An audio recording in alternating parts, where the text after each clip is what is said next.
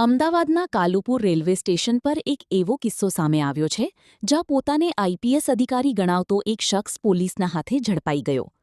આરોપીએ ફરજ પરના પોલીસકર્મી સાથે માત્ર ગેરવર્તન જ નહીં પરંતુ મને સેલ્યુટ કેમ નથી માર્યો કહી ધમકી પણ આપી હતી. ઝડપાયેલ આરોપીની ઓળખ પ્રહલાદનગરના જોન ડેનિયલ તરીકે થઈ છે. પ્રાથમિક તપાસમાં સામે આવ્યું કે તે આઈપીએસ અધિકારી નહોતો પરંતુ ખોટી ઓળખ આપી લોકો પર રોફ જમાવતો હતો. આરોપીએ ફરજ પરના પોલીસકર્મી સાથે ધક્કામુક્કી કરી, ગાળો બોલી અને ટ્રાન્સફર કરાવી દેવાની ધમકી પણ આપી હતી. યુનિફોર્મ સાથે ખેંચતાણ કરવાના પણ આરોપ છે. તપાસ દરમિયાન ખુલ્યું કે આરોપી સ્ટુડન્ટ પોલીસ કેડેટ્સ એસપીસી કાર્યક્રમ સાથે સંકળાયેલો હતો. આઈપીએસ અધિકારીઓના સંપર્કમાં આવતો હોવાથી પોતે પણ આઈપીએસ હોવાનો દેખાવ કરતો હતો.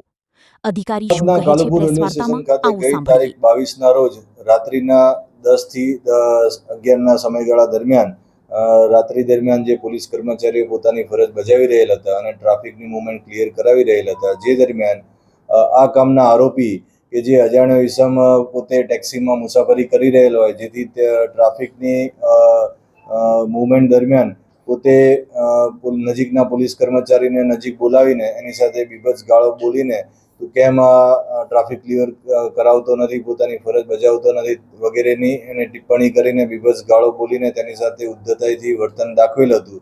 જે સબબ આ પોલીસ કર્મચારી દ્વારા તેઓને સમજાવટ કરતા પરંતુ તેઓ વધારે ઉશ્કેરાઈ જઈને આ પોલીસ કર્મચારીને વધુ ગાળો આપીને તેઓ નીચે ઉતરીને ત્યારબાદ પોલીસ કર્મચારીને તું મને ઓળખતો નથી, હું આઈપીએસ અધિકારી છું, મને સેલ્યુટ કેમ નથી મારી તે વગેરેના એને ઉચ્ચારણ કરીને તે પોલીસ કર્મચારી સાથે તેઓએ હાથાપાઈ પણ કરેલી હતી. જે સબબ અને પોતે આઈપીએસ હોવાથી પોતાનું નામ જોન ડેનિયલ જણાવેલ હતું અને પોતે આ જે કર્મચારી છે તેઓની બદલી કરાવી નાખવાની વગેરેની સબબ પણ ધમકી આપેલી હતી.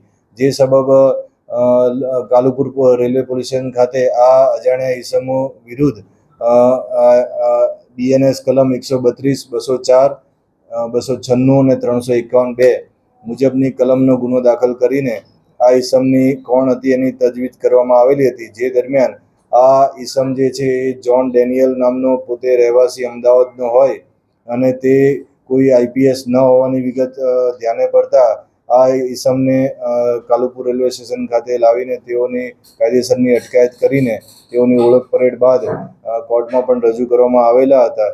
અને આ ઈસમ જે છે તે અગાઉ પણ લાઈફ સ્કિલ ફાઉન્ડેશનમાં પોતાની નોકરી કરતો હોય અને જે દરમિયાન તે સ્ટુડન્ટ પોલીસ કેડેટ જે એસપીસીની પોલીસની સાથે એની જે પ્રોગ્રામ છે તેમાં એ જોડાયેલો હોય, જેથી પોલીસની કાર્યવાહી અને કાર્યશૈલીથી વાકેફ હોય, તે આ સબબ તે પોલીસના સંપર્કમાં હોવાનું માલુમ પડેલ છે અને જે સબબ તેણે આ ગુના વખતે પણ પોતે આઈપીએસ હોવાનું જણાવીને આ સમગ્ર ગુનાને અંજામ આપતા આ ઈસમની ધરપકડ કરીને કાયદેસરની કાર્યવાહી હાથ ધરવામાં આવેલ છે.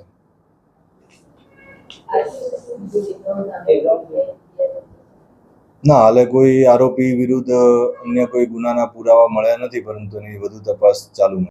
ऐसे ही अन्य खबरों के लिए चैनल को सब्सक्राइब कीजिए. खबरों का नोटिफिकेशन पाने के लिए बेल आइकॉन को जरूर दबाएं.